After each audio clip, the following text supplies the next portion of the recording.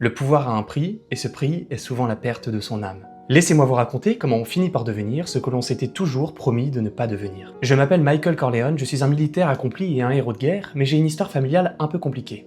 Je suis le fils d'une des mafias les plus puissantes de New York, et mon père, Don Vito Corleone, est le chef de cette mafia. Mais alors moi, je suis vraiment à l'inverse de mon père et de mes frères, c'est-à-dire que quand je les regarde, j'ai ce mélange de honte et de distance. Je crois qu'ils ne le comprennent pas vraiment, mais je ne suis pas comme eux. Sauf qu'un jour, j'apprends dans les journaux que mon père vient de se faire descendre en pleine rue. Et à ce moment-là, il y a quelque chose qui change en moi. Je prends conscience que dans ce monde, la neutralité n'existe pas.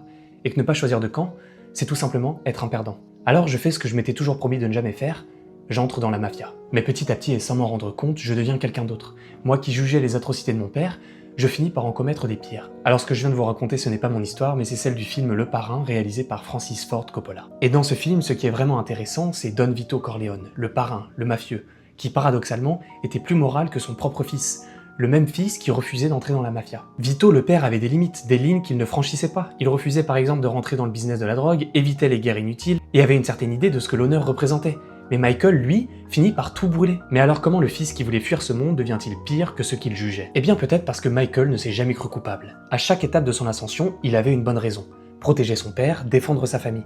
Et un homme convaincu d'avoir raison n'a aucune raison de s'arrêter. Alors Michael est-il devenu mauvais parce qu'il l'était déjà au fond de lui, ou parce que les circonstances de la vie l'ont progressivement poussé à franchir des limites qu'il pensait infranchissables? C'est ça qui est passionnant dans ce film, c'est qu'on voit comment une succession de décisions raisonnables le pousse à devenir l'homme qu'il a toujours détesté. Lorsque Coppola réalise Le Parrain, il ne parle pas seulement d'une histoire de mafieux, mais il montre à quoi ressemble la démission progressive de nos propres valeurs. Et on comprend alors que la corruption ne vient pas un matin en se levant, mais par des petites concessions faites si progressivement et si naturellement qu'on ne les voit même plus venir. Alors la question que je vous pose est la suivante. Jusqu'où êtes-vous prêt à rester vous-même quand les circonstances de la vie vous poussent à ne plus l'être? Alors voilà, si vous voulez comprendre comment un homme bascule et pourquoi rester fidèle à soi-même est un acte extrêmement difficile, je ne dirai qu'une seule chose, regardez ce film.